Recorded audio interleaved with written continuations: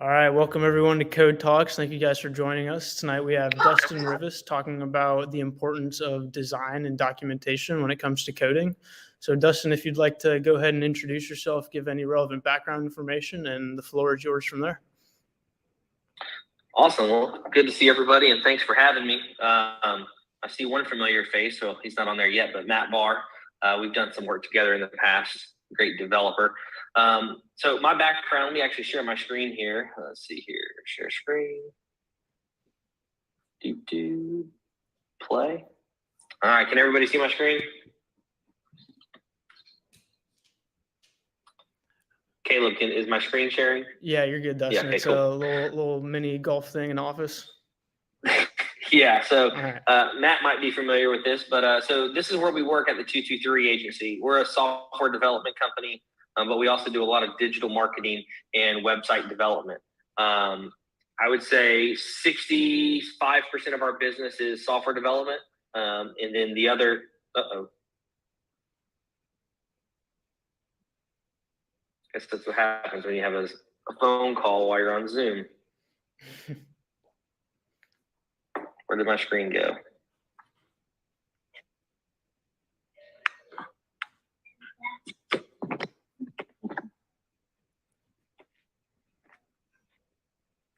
All right, sorry about that. Somebody tried to call me.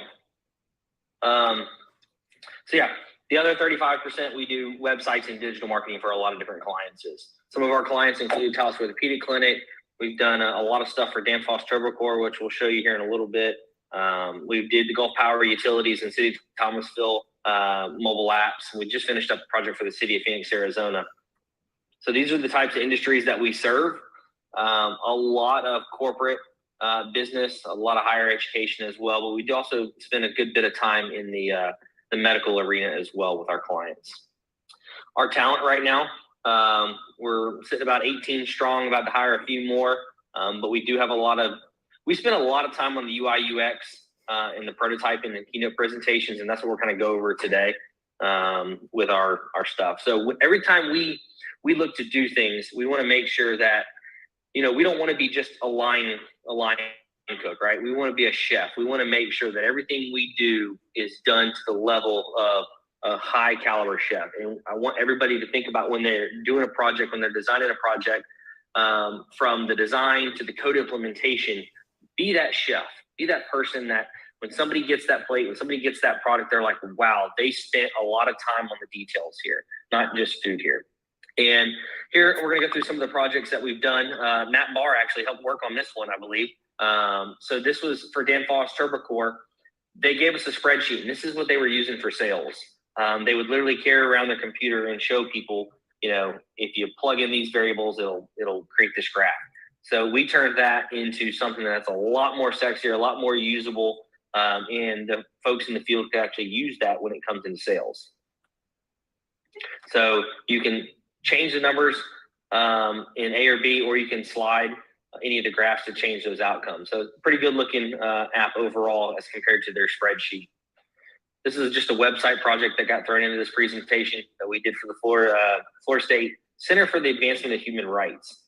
They came to us and said, our message is just not coming across. And so we turned around and built them a brand new website.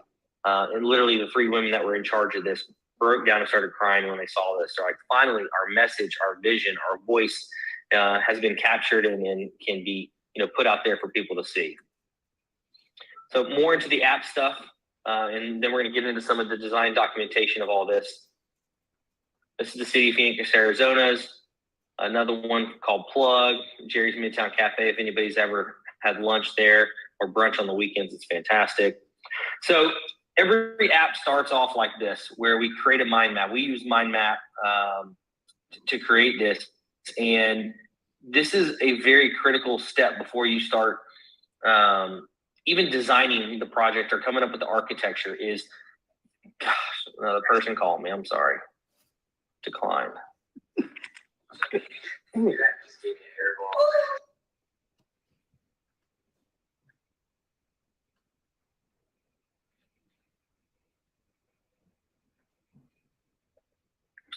All right, hopefully y'all guys, you can still hear me.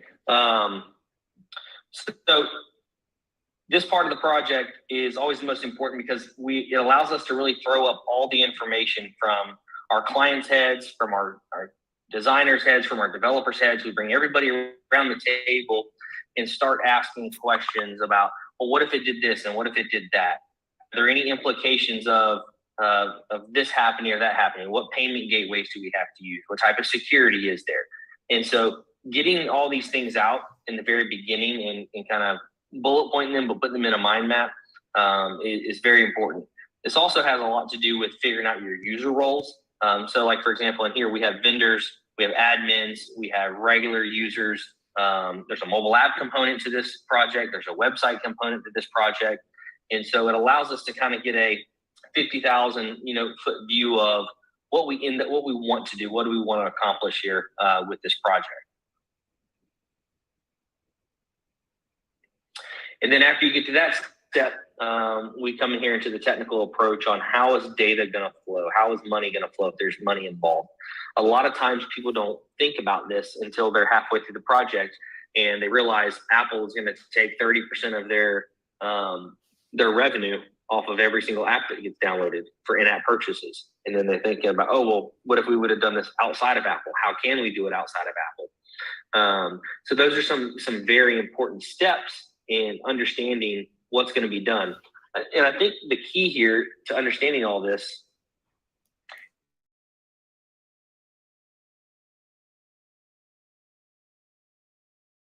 pretty much be your scope of work. We've learned the hard way that the more you document, the less the client can come back and try to do scope creep. Scope creep is a very big deal in the sense that people always like to say, oh, well, it was supposed to do this, or it was supposed to function like that. And so you've got to find ways to make sure in your design and documentation that explicitly let this person in here. There's more people in the waiting room. Sorry. Dustin, I can focus on that so you can focus on the presentation. Perfect. Yeah, I'll be.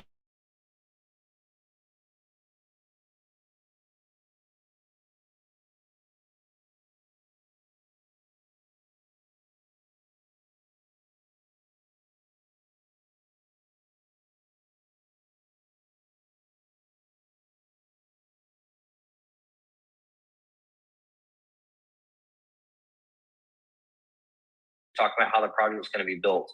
So in our process, we charge for an ideation process, and I think every developer should do this, whether you're doing this as a solo developer, you're working for a company. Charge for this initial process, right? Because a lot of people don't realize how much this project is going to cost. Doing this for almost 10 years, I kind of have a knee-jerk reaction of understanding what a certain project range is going to cost, but we really don't know how much it's going to cost until we fully document and scope out every single feature and functionality and API integration and where the server is going to live and all those different variables. And so you need to charge for your time. A good rate for that is anywhere from probably $3,500 to $7,500, sometimes $10,000, depending on the size of the project. And the way you sell that is you sell your design and documentation as, hey, at the end of this, you're going to know everything about this project, more than you know now. And we're going to give you a quote based on what's in this book. And you're more than happy to take this book, this ideation book, and go to another company and say, hey, look, I want to build this right here. Hand them the book and ask them to give you a quote so you can compare apples to apples. What we have found is that a lot of times we'll have folks come and want us to give them a quote on a mobile app, and they have simply given a PowerPoint presentation on what they want to do to companies overseas or even in the United States, and they've received quotes. And there's just no physical way to give an accurate quote without having the design and documentation done correctly. It's almost as if you take a custom home builder and drive through a neighborhood and say, oh, I like that house right there. How much would that cost? They have no idea how many square foot is in that house, what type of countertops you want. You're doing 10-foot ceilings, 13-foot ceilings. Is your patio covered? What type of appliances? They don't know any of these things, right? And so, he would kind of laugh at you. He would say, well, the first thing we've got to do is we've got to get an architect and an engineer and then a house planner involved. and those all cost money. And so a lot of times where look, I fell into the hole in the beginning of this. You want the business so to do all of this design and documentation, and you spend a lot of time on it. And what ends up happening is a lot of times they won't have the money to develop it because it's a bigger project than they anticipated. And now you're stuck with having, done all this work and no money to show for it, and the project's not going to continue forward. So one thing I want to make sure everybody takes away from this is to make sure you're charging adequate, time for everything that you're doing here. And again, it goes back to scope creep as well. Time and time again. Even with this, we have clients say, "Oh, well, it was supposed to do this, it was supposed to do that." I'm like, "Well, can you show me what page in this 85-page design book that you signed initialed every page on, where it said it was supposed to do that?"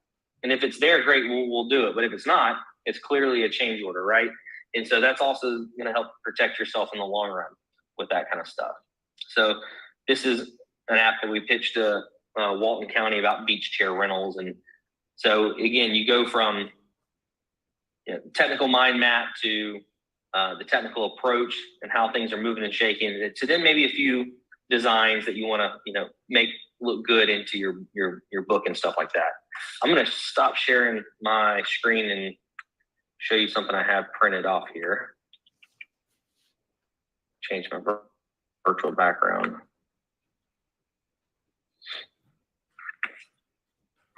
So again, this is another project for like Danfoss TurboCore, and it goes through and shows exactly how stuff is going to move. So this is a big registration app. And if anybody's familiar with Danfoss TurboCore, that's their logo here.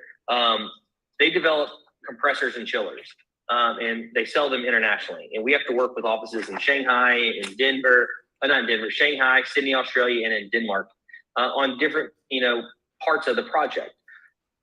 This is the basis of who does what, how it's supposed to move. A lot of times we're registering gateways, and the data is going to different parts of the world, different servers, and information is used by different people for different reasons, right? Part of this is predictive analysis. So one group is going to get a completely different set of data and a completely different view because they're working on predictive data analysis on when parts and certain things could fail. Another part of that is where are we getting inventory from? So when a part's about to fail, does it automatically send alerts to the nearest warehouse and goes ahead and ships that part to that part of the world so that somebody can sit there and fix it right before it breaks instead of it being down for weeks at a time, which they can't do. It's very tough. And more about the actual design and documentation is literally every single screen needs to have touch points on everything possible. The colors, the buttons, what happens when you click this. If I can get a better example here. When you're going to register something, when you scan it, where does all this information go? How is it used? Is it encrypted? Where is it encrypted? A lot of these factors have to be, figured out beforehand. Another project I'll show you, this is a very, very cool one called CoolGuard. So CoolGuard is a company owned by another company in Perry, Florida, that creates all of the metal boxes for the canine cop cars for the dogs to be in.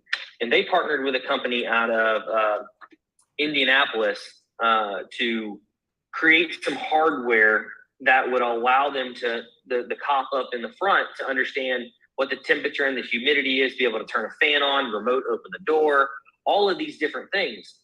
And they're in the market. There's tens of thousands of them already installed, but it's working on a tiny little screen in the front of the cop car, and it's not connected to the internet or anything like that. And so they've hired us to come on board to put this all in the cloud, right? So now we're working with the hardware company, figuring out how the sockets, are sending data packets up to the cloud, where it's being stored, who's getting that information in a real secure, type setting. And all of this has to have extreme documentation. And so what I would say is if you're just starting out developing, you're starting your own company, or you work for another company, the small projects that you do now, over document them. because when it comes time to do a project or get an opportunity to do a project with CoolGuard or with Danfoss TurboCore, and you show them the documentation process of a small project, they're going to be like, oh, I didn't even look at it that way. That's deep. That's really, really, really deep. You've thought about all the plumbing and all the electrical and all the hazards and all this other stuff, right? And it helps you sell your services and helps you sell yourself. And it gives them the confidence that you'll be able to, carry out this project. I'll show you a couple, even another part of the documentation. How are the colors going to be used? Where are they going to be used at? How does the status bar, those down here in the bottom, that goes towards when you're looking at, the temperature in the car, and how it goes around here. So these are all different things that an officer can see about the canine unit in the back of their car. So pretty cool stuff. It also measures your battery voltage. You can roll the windows down remotely, open the back door remotely. You can do all these different things. And so, again, if they don't have the confidence that you understand the scope of work, not only you can design it and make it look good, but you understand how it's supposed to function, is where we've been able to succeed. Once we started doing this, our business changed. It changed drastically. When I have somebody come in and talk about a custom app project, I literally go to my filing cabinet and grab a bunch of these design books and documentation books and show them the same thing I'm showing you guys. They instantly get that we understand and we know what we're doing. And we have, clients and stuff to back that up. So there's a lot of great developers out there, but there's not a ton of great people doing design documentation. And so what we try to look for is really good design documentation. So I challenge all of you, whether you're a developer or working at another company, to focus on design documentation, because it's only going to help you code better, because you're going to understand the project more. You're not going to get confusion from the client saying, oh, what about this or what about that? I thought we talked about this. I thought we talked about that. No, it's all in the book. It's almost 2 years ago, my dad bought my daughter a playground set. This thing came in like 5 different boxes, 10,000 screws, and we had to hire somebody to come put it together.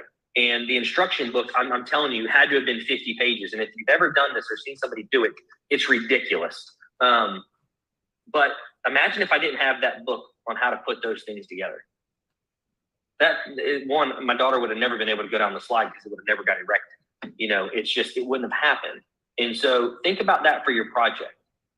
Another reason to have really, really stout documentation is sometimes you have developer turnover. A developer may leave the company or something may happen. There may be a tragedy. Is there a book that's going to let the next person step up and carry the ball? It's a big question, right? You've got a big client on the line, and they don't care who physically is developing it. They care that it gets done right, and it gets done timely, most importantly. So, you can look at the design documentation being a way to make money up front for your services just for creating the design document. You can look at it from a scope creep.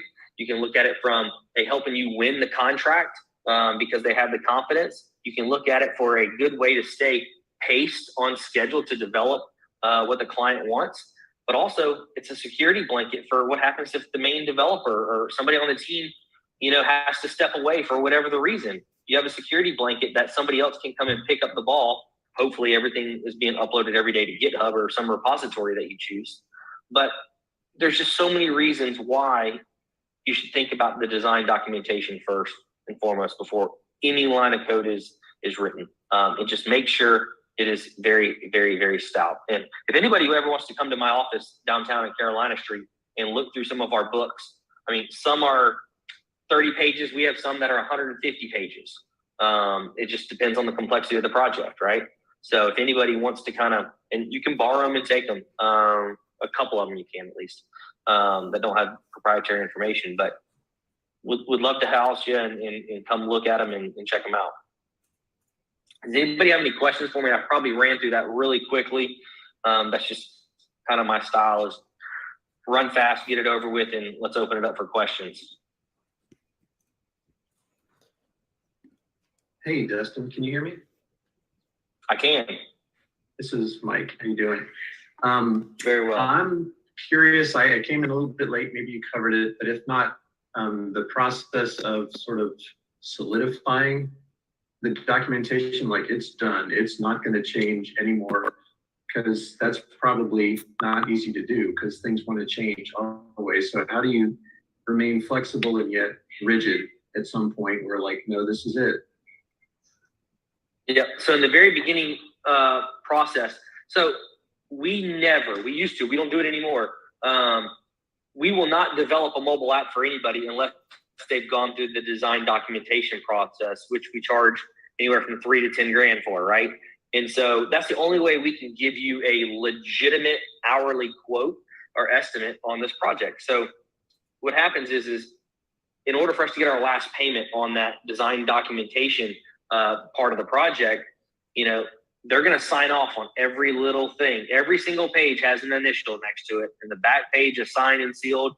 And then once they do that, then I give the book to our development team, and they go to scope it out, and then they give us the scope of work. Then we pass that scope of work with all the hours built onto it back with the design book. And in our contracts, it says that this agreement is based on the scope of work that is whatever the document name is for one of these books.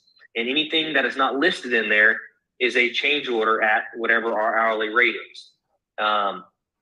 I would like to think that we don't have a ton of changes. If they are, they're upgrades and modifications to things that they didn't think about in the beginning. And that's natural. And we tell them, hey, here's the budget, but I would go ahead and plan another 10 or 15% beside that, because we're going to get halfway through this. You're going to get a demo in your hand. You're going to start feeling it. You're going to want to just add something that you didn't think about or integrate something new a different way. So go ahead and just add that to your budget. It's not in our contract, but just so you're not, I don't want somebody to give me, $50,000 of their life savings if they only have 55 in the bank, right? And so you kind of have to walk them through that and let them know that this is the development cost. You're going to have a lot of marketing costs besides this. You're going to have server costs besides this as well. But just from a development standpoint, leave 10%. If I tell you something's $50,000, make sure you have another, $5-10,000 sitting aside for stuff you may want to add, or things that may come up. Very rarely does something get talked about and we're all like, yeah, that was supposed to be in there and we just forgot it. That never happens. It's always, oh, what if it could do this now? What if we just pulled this information and made it display this way? Yeah, absolutely. Change order. Sure. I mean, I'll tell you what, this Touchtronics project, their change orders are double what the initial price was for the contract. That's how many times they've had change orders. Just because they've got it, they love it, they keep wanting to change it, keep adding stuff to it. So those are really good types of clients to have. I hope I answered your question. Yeah, that's good. Thanks, Dustin. Hey, Dustin, we had another question. What platform do you use for documentation and why?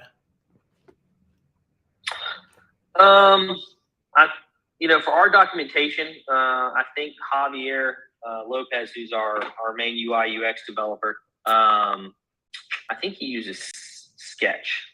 No, he uses Sketch for all the designs, but for just the documentation purposes, I think he's putting it in this format. He's probably using Illustrator because he can create multiple canvases and stuff like that. All right. And also, a big thing on the design documentation is letting people know the types of software and technologies you're going to be using is a big thing. We had this one, you got to live and learn here. In the contract, it said that we were going to build a tablet app. Why I let that, this is probably 5 years ago. He thought that it meant we were going to build an iPad and an Android tablet app. We get to the end of the project, everything he's tested, he's always brought in an iPad. We've always built on an iPad. He's like, okay, so how are we going to test this on Android now? We're like, what are you talking about? Right? So clearly define also in your design document is, what technologies you're using. What is this for? What platforms are you using? That's another big part that we didn't cover, but definitely needs to be noted when you're doing it. Sweet, thank you. And then another one, at what point do you think a company is in need of an app, and do you do MVPs? We used to do a lot of MVPs. We kind of shy away from MVPs. We would rather you spend the money on the design documentation, and which will help you help you create a pitch deck so you can go get the money to develop it. A lot of times, MVPs, while you can do them quick, they can feel like a waste of time because you get it done and you're ready to go, and guess what? You're starting right back over from scratch. Just because you've got market validation. I would rather help somebody create the design document. I mean, imagine walking into an investor with all of your ducks in a row. This is exactly what it's going to cost, how we're going to build it, how long it's going to take to build. Here are the technologies. Here's what we need, and here's how we're going to market it, and here's how we're going to monetize it. And having all those things in order versus, hey, here's a cool MVP, right? The money that you spent on creating that MVP could have been spent on creating a badass pitch deck and documentation. So nothing wrong with MVPs. We kind of look at it a little bit differently.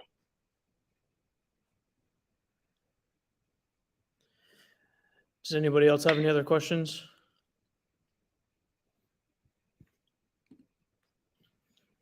I'll throw another one in the mix. Yeah, go ahead, Mike. Okay. Prototyping. I found them to be a very helpful way to document designs. Does that mix into your documentation with paper, or how do you integrate them? I don't know if I have any on here. What we'll do is we'll get with our animators and they'll create something. So sometimes I don't see any on this. We'll put a QR code on a page where there might be an animation. So it can show you exactly what it would look like and how it would function, because it's really important for us to show, just what it means when something moves. How does that screen, is it just a wipe? Is it a fade? Is it just an instant pop? Is it a long press? What happens when you press this button and that button? So when we have certain things that show some animation and some movement, we absolutely will kind of prototype a feature. And we've used Marvel before. Sometimes we use Framer a lot to do some of this design documentation, especially the design process. Do it in there and it helps us code in the end. So it just depends on the project at hand. Cool, thanks. Matt Barr, any questions from you? Hey, brother. I like that you mentioned Framer. I was going to ask if you guys use that. It's one of my go-tos these days. Have you used that recently for a project? The Framer tool? Yeah. If you're not familiar with Framer, Framer allows you to design, and it also helps you with the coding of the design. It allows the developers to actually, you could rapid prototype a little bit faster using something like Framer. But it definitely, there's no reason to design something in Photo or Illustrator when you can do it in Sketch, or you can do it in like Framer.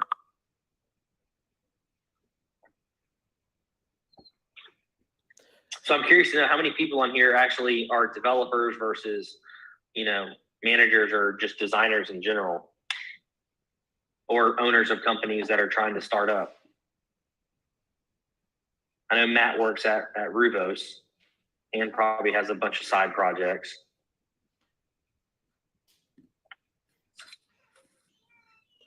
Doesn't look like anyone's raising their hand. Michelle Hood. Owner of a startup. Okay. She also asked if you could explain what an MVP is. Yeah, so a minimum viable product. It allows somebody to create something that, it's the best way to say that. Limited features, cheaper to build. Sometimes you'll build it using a hybrid platform. So you could, test it out on both iOS and Android pretty easily with one code base. Even if, long-term features and functionality are going to require you to build it natively. So who we got here? Patricia freelance developer. Cool. And then on our other streaming service right now, we also have Julia Holly. She's a designer, consultant, and product manager. Nice.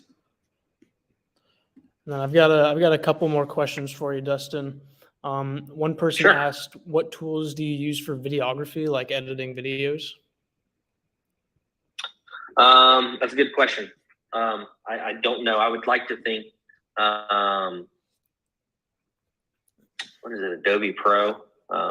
Good thing is I got 18 badasses that work with me, and they all specialize in their own thing. So I'm not sure exactly what they use for the video production side. But you let them choose themselves? Yeah, Okay. absolutely. Very nice. And then So we'll get them all MacBooks and stuff like that, and whatever subscriptions they need to whatever services, they'll get those. all right. And then another person asked, "How did you choose which software was best for your clients and your team?" Really, just depending on the type of data and the overall end goal. Is it a very heavy, visual application that has a lot of pictures and videos and a lot of animated things, or is it just a data thing? We do a lot of just basic data applications where you're literally, there's nothing sexy about it, right? So we may, in those scenarios where they don't have a lot of native features, we'll do a hybrid environment app and, do it that way versus going native where they may need some of the native functionalities. Just really depends. All right. And then The other thing to keep in mind also, I want to let people know about is when you're doing the design document, especially if you have something that's going to have a lot of photos and videos and users, is to have an outline of how the database structure should be, and then make decisions on the types of servers and redundancies you're going to have. For example, if you're not familiar with a CDN is a content delivery network. So you're not necessarily storing a bunch of videos and files from on your server that's running your applications and some of your processes. You're putting those on a different type of server that's built specifically for that. And a lot of times the client just needs to know that up front because that's an additional fee, but it's also going to help the bandwidth when you have 1,000, 2,000, 100,000 people hitting your mobile application. You want them pulling resources and bandwidth from resources that are built for that specific purpose, right? And so making sure that you identify the types of databases you recommend and where you're going to host. If you're hosting on AWS, Rackspace, or any other one, you need to just make sure you outline in your design documentation what you are planning on implementing for that too. Sweet, thank you. And then another one, how did you handle your startup costs using top of the line equipment?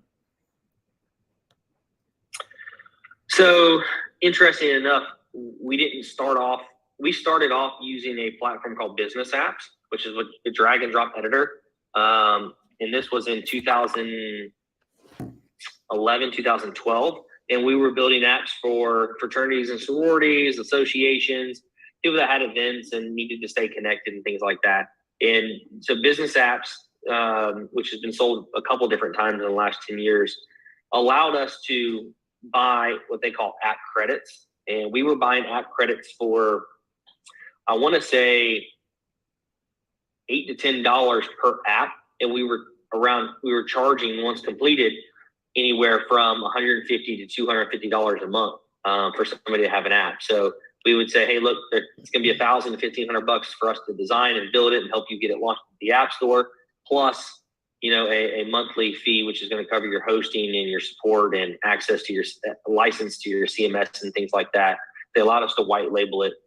So we didn't start out doing raw custom app development. We started out doing the drag and drop builders and building up the revenue. We probably had 50 or 60 clients before we decided to jump in and start hiring custom app developers and doing it that way. So Sweet, thank you. And then another one, how much time should a person spend in the design documentation process before executing?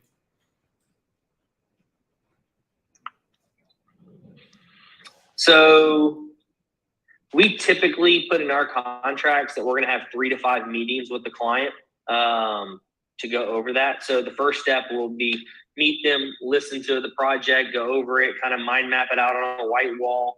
And then what we'll do is after that meeting, we'll then get into the mind map and start detailing it. And then come back, have another meeting to make sure we're on the same page, edit in real time with the client, the mind map to make sure we're not missing any very key information and key features.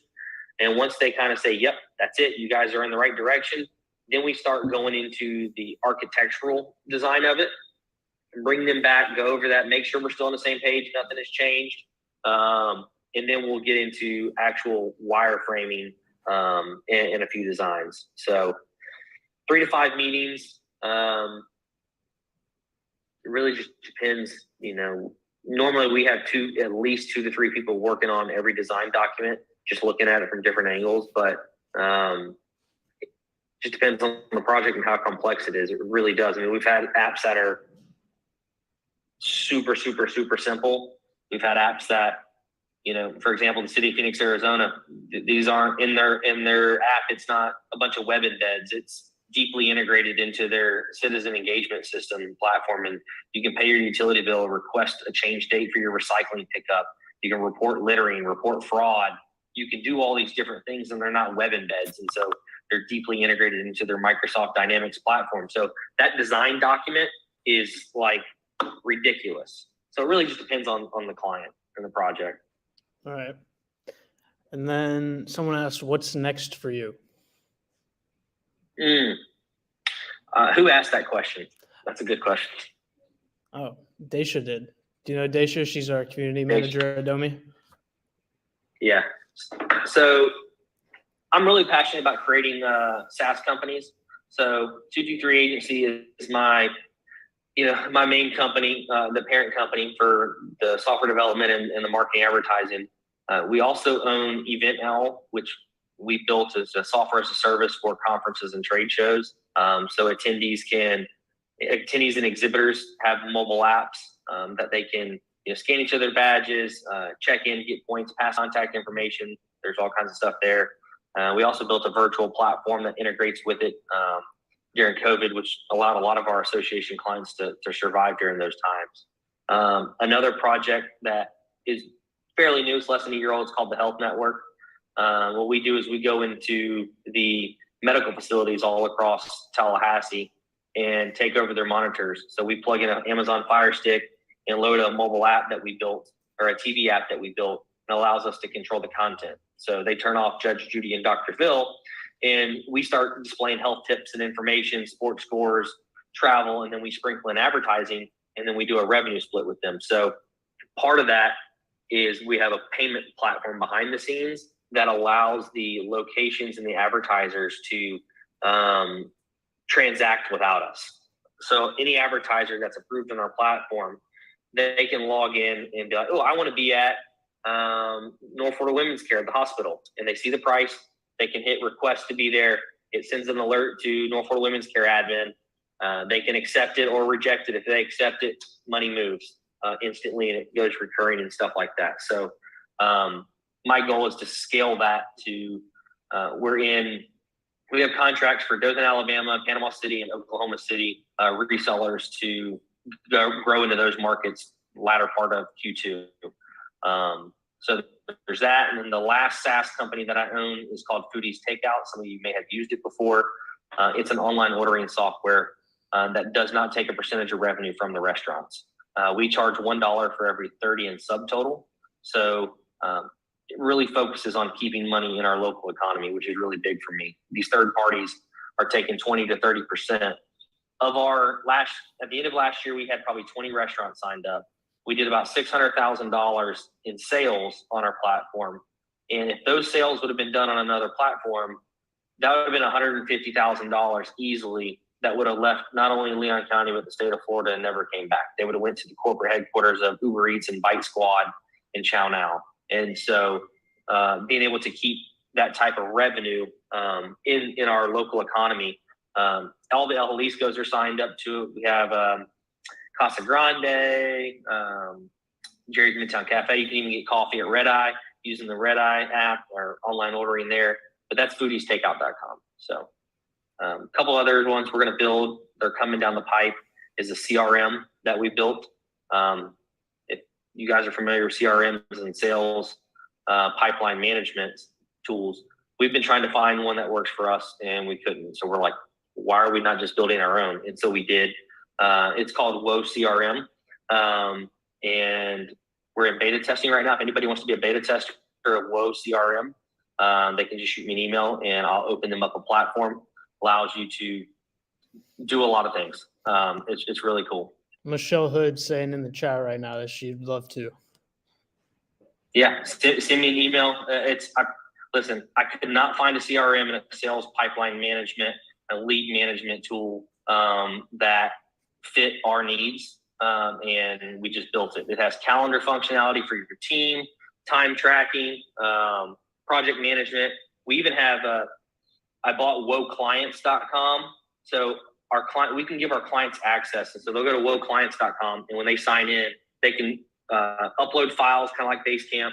They can create a ticket. Anytime they create a ticket or do anything, it lets us know in Whoa CRM. So your business and your employees will work inside of Whoa CRM, but your clients will work inside of Whoa Clients.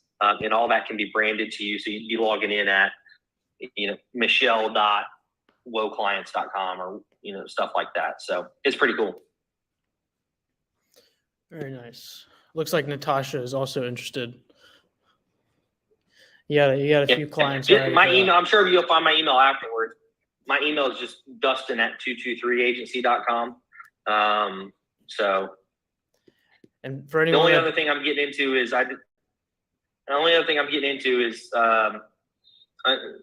people think I got a crazy hat on, but I decided to jump into politics and run for county commission here in Tallahassee, Leon County. I just want to bring my problem solving skills and abilities to our board that manages $1.4 billion. It's astonishing the amount of money we have in our local economy, our local community as a budget for the city and the county. And I'm looking to help bring some business-minded problem-solving skills to that table. Very nice. That's exciting. And guys, anyone who wants to connect with Dustin afterward, just reach out to me and I'll make sure to make an introduction, okay? Daisha, any other questions on your end? No? So it looks like we're good on questions. I do have a couple myself, though. You said when you first started out that you kind of used the drag and drop app developing. I've used Squarespace before. Are they kind of the same thing for developing apps as it is websites? Not at all. It could be now. I mean, it's been years since I've done business apps. But the one thing you got to be careful with on website development and using, Squarespaces and the GoDaddy website builders is your page load speed. Well, a lot of people don't realize this, but Google will penalize you if your website is slow. They want to give the best recommendation, right? And so having a shitty website speed score, it knocks the heck out of you on your rankings. So the problem is a lot of these website builders, they have a lot of information behind the scenes in your site that you don't need. And so it's look at it like being bloated. Same thing with WordPress. A lot of people, they'll go and they'll download or they'll buy a WordPress theme, and it's got like all these different page templates and all these different features. And, you end up using 10% of it, but you're so heavy, you're carrying around a bunch of extra weight that you don't need. And so your site can be slow, and it could also have increased risk for vulnerabilities when it comes to hacking. More times than not, when a website gets hacked, it's from a page that the client didn't even know existed because they downloaded a template, and that page is not a linkable page, but somehow a bot or a hacker found it, and they're just putting a bunch of spam content on it and trying to take you down. So you just got to be careful of those things. Okay, that makes sense. And then follow-up question, kind of along the same path. we were talking a little bit about MVPs earlier. Are those drag and drop type app and web developers, are those good for MVPs, or would you recommend going elsewhere for that? I would definitely recommend doing a cheap drag and drop editor app. If that's what you're trying to do, is to show people, what your idea is. I would definitely go that route. MVPs are supposed to be, cheap but functional, and not have, the full functionality, the full picture, but enough to get somebody interested, right? So I would definitely try to not spend a ton of money on an MVP. Because again, if it works, you're going to have to turn around and spend a bunch of money to build it. Right. All right. Does anyone else have any other questions? I'd also say on your anybody who is a freelance developer or somebody who's thinking about building an app and they think they're going to have the next big social, idea. We consistently break people's dreams, and I hate to do that. But there's a reality to this business that you have to come to sometimes. And whether that's somebody's already doing it, you just know about it, and we've been in the industry, and I can show you 5 apps that do the same thing you do, or your idea is great but has zero monetization, of it. There's no monetization goals here, and it's not going to be ads unless you're building a game app where somebody gets addicted to the game and has to buy more tokens or more rubies or, more cats that fall out of the sky when they lose a turn. Ads are not a way to generate revenue on an app other than game apps. And, for game apps, there's millions of game apps that you're competing with. The second thing to note is exposure is really expensive.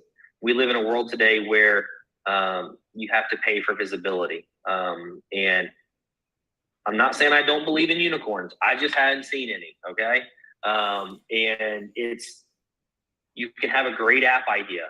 That doesn't mean people are going to naturally see it and naturally pick it up. I like to tell people that you need to probably have 3 times as much money at a minimum to market your app as you do to develop your app. There's nothing worse than spending, even if it's 20 grand on an app, and not having any budget to market it, and your app just dies, and you're sitting there paying server fees, and it's not getting the traction. Matt can probably speak to this on how hard it is to get traction. I know Matt had a couple great app ideas. They look good, they function good, but getting the visibility and getting your phone is the most expensive piece of real estate in the world. Getting on somebody's home screen costs a lot of money. And you've got to have some serious value to land on somebody's home screen. So you just kind of got to think about those things. I don't know if Matt wants to chime in on how, his previous projects, when it came to marketing those and getting that reach, but it's extremely difficult to get that. Yeah, I'll just comment on the cost component of the marketing.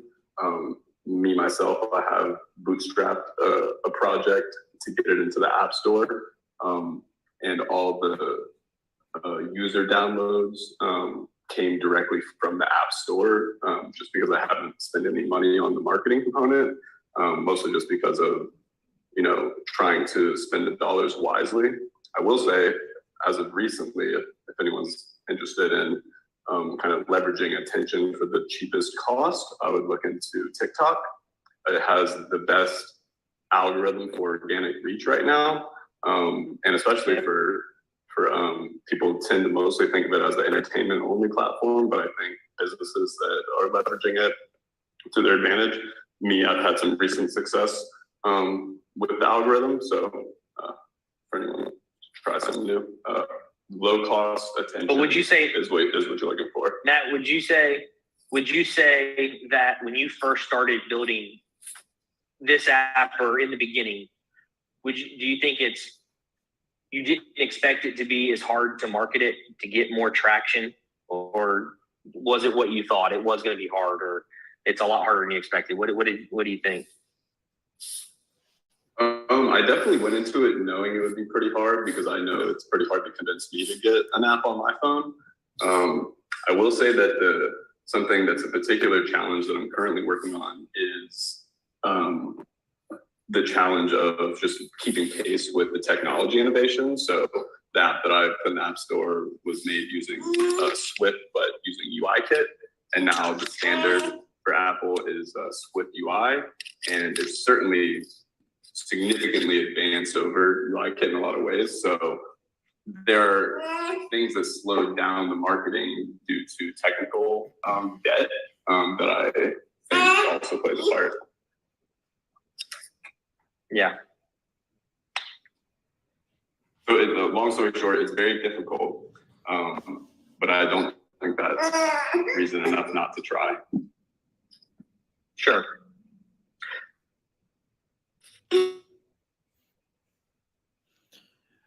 All right, guys. Anybody else have any other questions?